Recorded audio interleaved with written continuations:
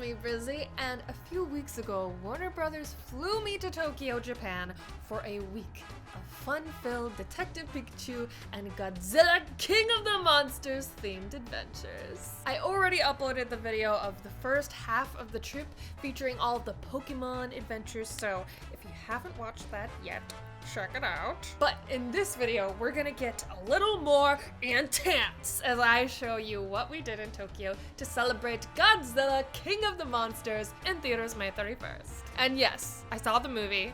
We'll get to that later. The first thing we did to celebrate the King of the Monsters was to grab a meal with some Kawaii monsters. I dressed as colorfully wacko as my luggage would allow, and we shopped a bit on Takashita Street in Harajuku, home of the fashionably extra. Unfortunately, I didn't get much footage in Harajuku. It was crowded, it was raining, I felt weird filming in public shops, but whatever, it was sick. I bought this trench coat dress that I wore to the Detective Pikachu premiere, a pretty boring yellow sweater, and this chopped off t-shirt with lace attached because I don't know when I'm gonna be able to return to Tokyo, so I might as well buy something that I can't find in any shops in California. Then it was off to dinner at the Kawaii Monster Cafe, which is a Rainbow Monster Wonderland themed restaurant of, as the Met would say, camp. It was stunning, it was so fun. They served blue burgers and rainbow spaghetti, it was everything. But I did lose track of my friends at one point.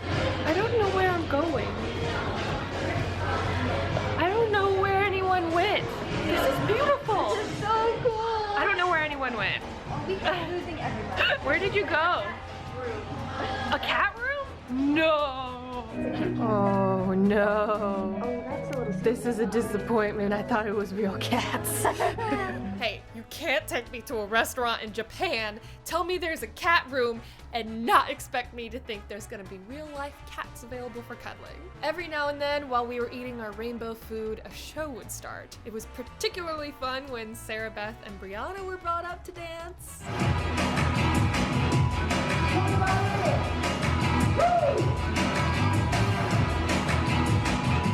And later on when Sean was brought up to learn their choreography.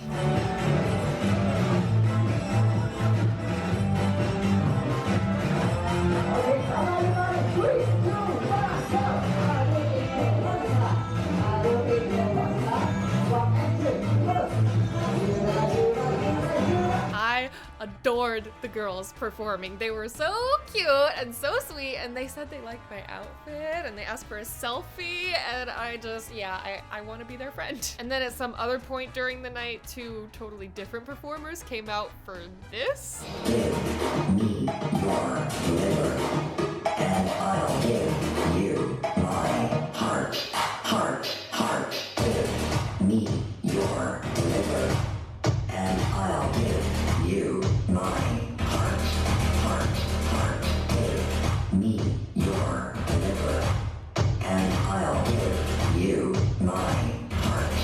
Heart, heart. Yeah, I don't have any explanation for that. You have just as much context to that as I do. Then the next day was the visit to Toho Studios, the birthplace of Godzilla. We were shown all sorts of amazing Godzilla movie props and set pieces. Now, I'm not a Godzilla expert in the slightest. I'm pretty sure the only ones I've seen at this point are the 2014 Godzilla and now Godzilla King of the Monsters. But learning about and seeing all these historic pieces was insanely cool. Even before seeing the movie, I knew that King Ghidorah was my favorite monster. It's just so Dungeons and Dragons and high fantasy and ridiculous, and I'm obsessed with him. And then we watched the movie. Ah! It was so fun. It's super metal, super over the top, and I loved Millie Bobby Brown, as I always do, and Ken Watanabe was incredible. So if you want to have a movie experience, I super recommend you check it out in theaters, preferably on as big a screen as possible because it's ridiculous and so fun. And Michael Dougherty and Ken Watanabe were there after the screening for a Q&A. There's a whole slew of pranks. I used to put severed limbs and rubber snakes in the water coolers for the crew. I left a life-size Reagan McNeil from The Exorcist in Millie's trailer, who then proceeded to put it in Vera's trailer. So it was just a good way to keep the stress levels down. For me personally, this film really is about finding a symbiotic relationship between man and Godzilla.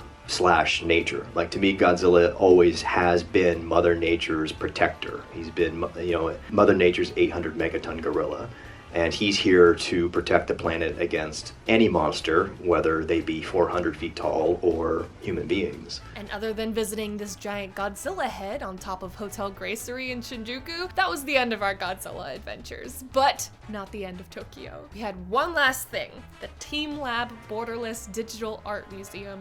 Oh my god. I wish I could have spent the entire day here. It was like a fun house of projections and interactive light installments, so of course it was an Instagram dream. The lamp room's lights changed color and gave off super Rapunzel vibes. The whole place just instilled such a childlike sense of wonder and play. It was magical and surreal and playful, and many of the rooms and hallways would change entirely the next time you walked through them, to the point where it was actually pretty easy to get lost and not realize where you'd already been. But it's the kind of place you want to get lost in, so I was bummed we only got to spend a couple hours there. And then, regrettably, I flew home. Thank you again to Warner Brothers for partnering with me for this video and providing such an amazing trip with such fun and thoughtful activities. I was so honored to be invited, and so more than happy to sing the praises of Godzilla, King of the Monsters. So tweet me when you see it and let me know your thoughts. More specifically, who's your favorite kaiju? King Ghidorah forever! Thanks for watching. Subscribe if you haven't already. You made it this far, you might as well.